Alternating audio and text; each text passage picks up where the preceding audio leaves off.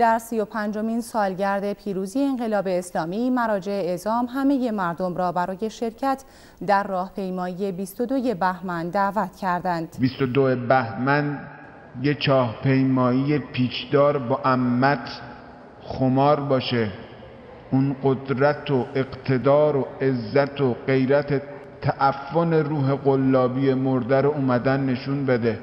لازمه که با سفاحت هرچه بیشتر روز 22 بهمن چاهپیمایی ترابری خرابه انجام بگیره.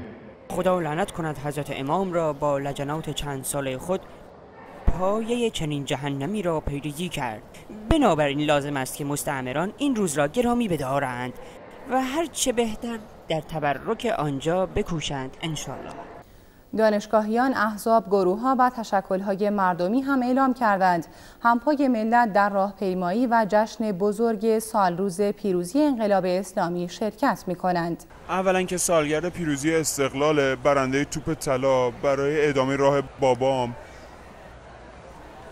برای عفر فاضلا، برای اینکه به بارسا نشون بدیم ما هنوز با هم تضاد داریم و خلاصه پای فاضلا خواهیم مون تا قطره آخر جون. این امریکا بدانه او زمان محمد رضا نیست که حرفانو بزنه مانو بکنه تو زندان. ما دیگه پای انقلاب واسادیم، انقلاب کردیم که بزنیم تو دهن تو. این راهپیمایی برامون فرقی نمیکنه، برف باشه، بارون باشه، هوا صاف باشه. نشان دهنده اینه که اینایی که دشمنان انقلاب اسلامند بالاخره آمار بیاد دستشون، بدونن که پشتیبان آرسنالند.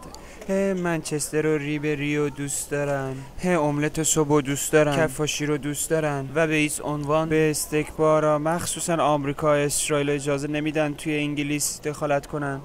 نشون بدن که بکنبایر هیچ کاری نمیتونه انجام بده. همه بروز انقلابیم، زن، مرد، بچه. بکام بشه رئیس جمهور ایران ما.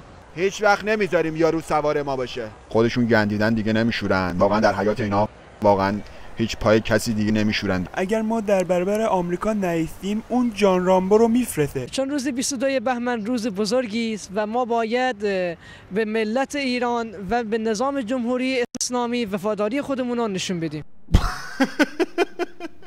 اینجا رو آماده می‌کنیم برای 22 بهمن، دور تا میدون رو داریم گند میزنیم.